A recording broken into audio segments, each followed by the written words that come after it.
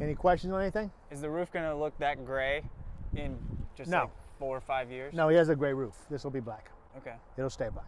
Now, why would somebody go with a lighter roof? A lot of people like to go with lighter roofs because a lighter roof doesn't absorb as much heat. Right. A black roof will absorb a lot more heat. But we're going to insulate well, so we're not going to have any issue with the heat coming through really on insulation. I mean, my roof on my home is black. A black roof doesn't, you see a brown roof after about 7, 8 years, it starts getting streaks in it. Right. Where the tars wash down from the shingles and stuff. You don't get that with a black roof. So I like the fact that 20 years from now, that roof right there, that's a 3-tab shingle black roof. That roof is probably more than, I'd say it's probably 15 years older, if not more. So it doesn't look like it's got a lot of wear in it, right? No, it still looks really good. So that's a big plus for me as far as black roofs go. And we don't have any. So over on the house over here, you can see the vents on the top. Yeah. So that the attic will breathe. What we're using is just a ridge vent across the whole top. So it goes across the whole top that allows any air in there right there for the heat to rise and go out. And as it goes out, it pulls a little bit of air from the soffit on the sides to keep the attic a little bit cooler. Does that mean it's not going to be 140 degrees in the summertime? No, it does not mean that. It's going to be hot as hell in there. What's the hardest thing for you when you're building a house? Nothing. I stand here with my coffee and I point. I'm just managing the project. I'm not doing any of the work. We want this house to be efficient in the build. So we got contractors lined up, one right behind the other. So the plumber said they would be here sometime this week. It's only Tuesday and they're here today. Maybe the mechanical guy shows up this week. Maybe they don't show up till next week, but they'll be done. So we got another week and a half or so, maybe even 2 weeks from now before we can have drywallers come in here and start drywalling, and our insulators come start insulating, and we'll get a good video of that, of what we got going on with that. And are you already talking to these plumbers and electricians and all of the different trades that are involved in building a house even before you build the house? I did not talk to anybody before we built the house. So once you got the plans and the property. So if you are a new builder out there, you definitely want to make some relationships and contacts before you start construction. Okay. You got to know what your prices are. We deal with construction all the time. As we said, this is the same plumbers we use a lot of times. So the plumbers are the same. We know what their prices are. We know what their work is like. The framing crews, we will jump back and forth between about 2 or 3 different framing crews. And the framing crew we used this time, we've never used them before. Remember we said that before? We never used them. Yeah. So they're a completely new framing crew, but they gave us a good price and wanted us to see what their work was, and we can manage that. And we were willing to manage it. And they came in and did a great job. We had one wall that was out, right? That we noticed. And they fixed it the same exact day when we told them it was out. And you and I walked by and measured everything. We checked everything. Everything looks good on it, and before we ever paid them, so we knew it was good. Now, the plumbers, I would say they probably got 6, 8 guys here right now. I think they're working both sides at the same time. They will probably be finished with it today because they bring enough guys into the job to get it done. The mechanical company we're using, it's usually just him and one other guy that comes in and does it. So it may take him 5 days to finish this house. I don't know. But as soon as he finishes it, we're ready to drywall or insulate and then drywall. Because before you even bought the house, you knew how much it was going to cost you, and you judged that by already getting estimates from all of these different trades? So as we consistently build, remember that spreadsheet I showed you that has a breakdown of what percentage of each project goes to what? Right. So we keep track of those numbers of what it's costing us to do the plumbing, what it's costing us to do the electrical, what it's costing us to do basically the lighting for a house like this compared to a lighting on a custom house. And it's going to be cheaper, right? Because we're not going to use as fancy of fixtures. The plumbing fixtures are not going to be fancy. The tubs are not going to be as fancy. So we got one thing that we're looking at if we're doing a custom house on pricing, and we got one price that we're looking at if we're doing it for just a builder's grade rentable house. Right. And what we want here is we want high quality in everything that we do. But we don't want, I'm not putting, I think my wife used, I don't know what the faucets were. It was a Delta faucet, but it was a champagne color. And it was like twice the money, 3 times the money as a regular, Stainless steel or something. nickel plated or whatever faucet. But that's what she wanted. So we'll use a nickel plated faucet. We don't use chrome anywhere. We don't really like chrome. But we use brushed nickel on almost everything. And so we'll use a standardized faucet. We use Delta, so I try to use the same faucets in all my builds, because what I want my maintenance guys to carry one kit to fix that faucet. So you got a handle on a bathtub, you push it up and down to work that tub.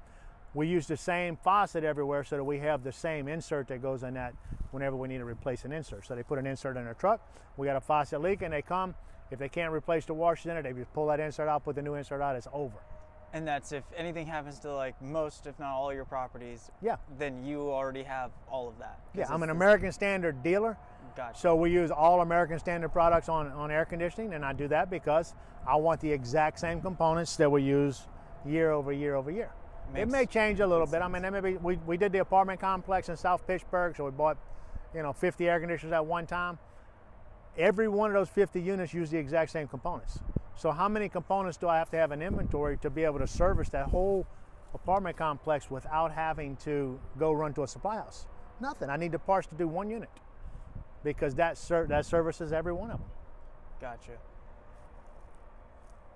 So the percentages on your spreadsheet is what you try to stick to, and so you'll then make calls to different electricians, different plumbers, to see if they can build the plans that you've already got within the percentages that you're looking for. Yeah, so we're using, I think whenever we were initially looking at this, the last time we built the house, we had to pay $6 or $6.50 a square foot for framing. This time we got it for $5 a square foot.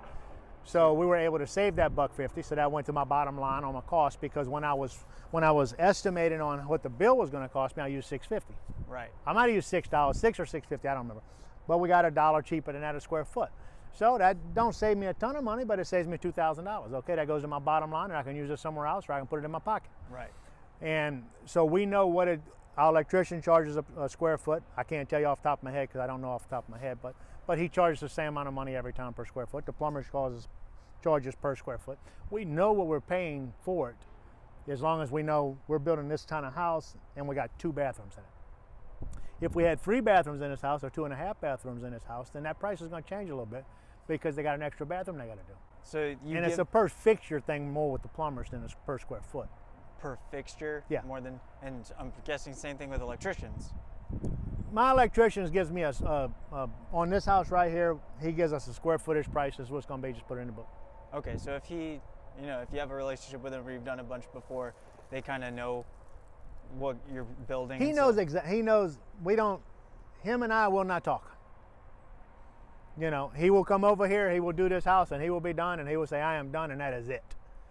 We don't need to come look at him do it. We don't need to come monitor anything. There's no doubt what he's going to do. He worked for me for 9 years as an employee of mine, or 10 years as an employee of mine before he went out of business on his own. I know him personally. We're good friends. It is what it is. So as long as all of their estimates come in within the percentages that you're looking for.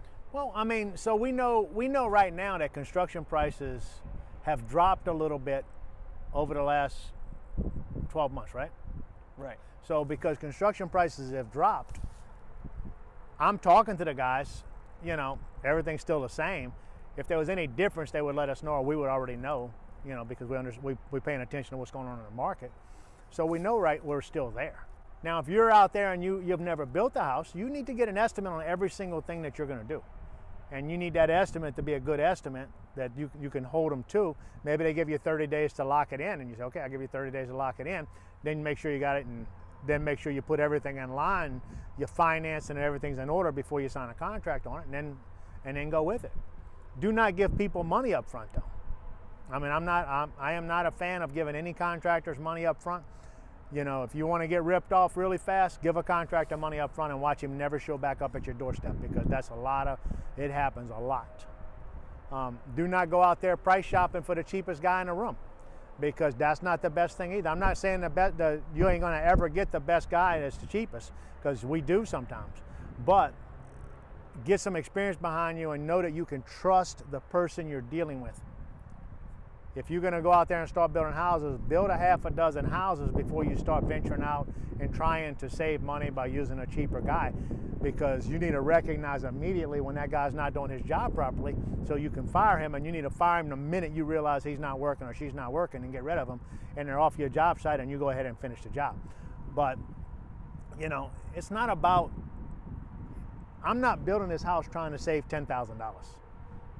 I could care less. I would throw the $10,000 away to not have to deal with a lot of trouble and deal with good contractors, and know that when that framing guy's done, that plumber's in here, that air conditioning guy's in here, that electrician's in here. Yeah. That is worth a lot to me, because I don't want the hassle. I don't need the hassle in my life. I'd rather go home and relax and, you know, Yeah. deal with just regular life stuff, not the construction of a house.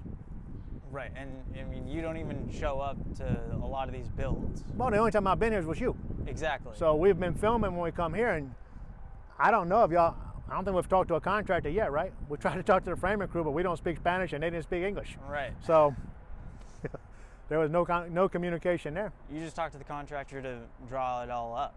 Yeah. And then give him the time frame, and he says, okay, between this date and this date, we get this done, and then you really don't have to do anything until after that date to come check to make sure it did get done. Yeah, so I would say we about 60 days from walking off this project. We should be done with it and being ready to put renters in here, and that's the goal. So it feels like it's not that hard to build a house. I'm trying to find the hard part. You want me to make it sound hard? No, not really. No. But, Life is about management. okay. If you're sloppy in your life and you're sloppy in your management skills, and you don't have the ability to get on somebody's behind when you gotta get on somebody's behind, you ain't got ability to tell people what to do, this is gonna be hard for you. But if you're one of them people that can come in here and tell people, hey, that ain't gonna work for me, you gotta fix it. Hey, that ain't gonna work for me, you gotta fix it. Hey, you said you was gonna be here tomorrow, I'm expecting you to be there tomorrow. And you hold these people accountable, and you communicate well. And I'm not saying communicate harshly with anybody, I'm saying communicate well. Right. Hey, we supposed to be there tomorrow, I need to make sure you're gonna be there. Yeah, I'm gonna be there. Okay, cool. Then verify they're there. You know, it's when you don't manage the project and you tell somebody says, I'm gonna be there next week, and you say, okay, cool. And Monday comes around and you're expecting them to be there doing framing, and they had something else come in, they never heard from you, so they just went and started doing something, a project they could make some quick cash at. And you go by there Friday and nothing's been done, you call them up and they say, oh, I got tied up on a different job, but you never went by and checked your job site for that week. You know, there is a lot of moving parts that need to be paid attention to. It is not easy. We make it look easy, and once you do it numerous times, it is very easy. But those first few builds out the gate are not going to be easy. They're going to be hard. And they're not really hard. You just got to pay attention. Pay attention and manage that project. If I'm using bank money, so we have drug. We put that foundation in, and we really drug ass on this project, did we not? Yeah, right. We went a month and a half, 2 months, and really didn't do anything. Exactly. But I didn't do anything because I had other stuff I wanted to do, and I didn't care. But we could have went right in and started doing it, but we didn't. If I was borrowing money to build this house, so we're building this house with cash, right?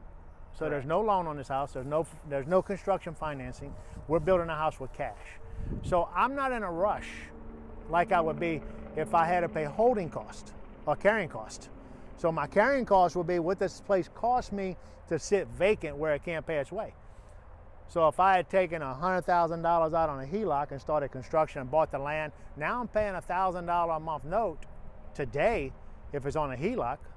That's just an interest, or $900 on interest.